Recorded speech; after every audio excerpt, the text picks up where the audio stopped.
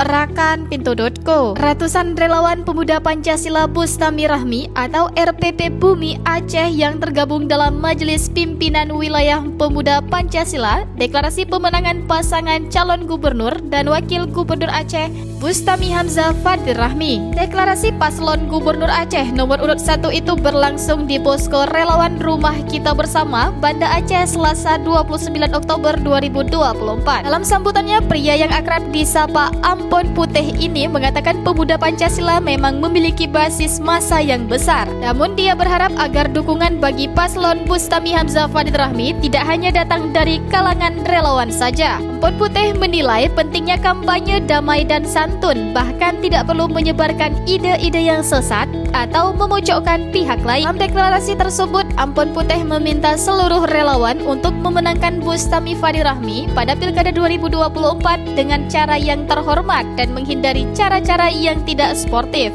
Calon Gubernur Aceh Bustami Hamzah mengucapkan terima kasih kepada Bapak Ibu kader pemuda Pancasila atas kesediaan meninggalkan pekerjaan, sudi hadir berpikir untuk Aceh bukan untuk siapa-siapa.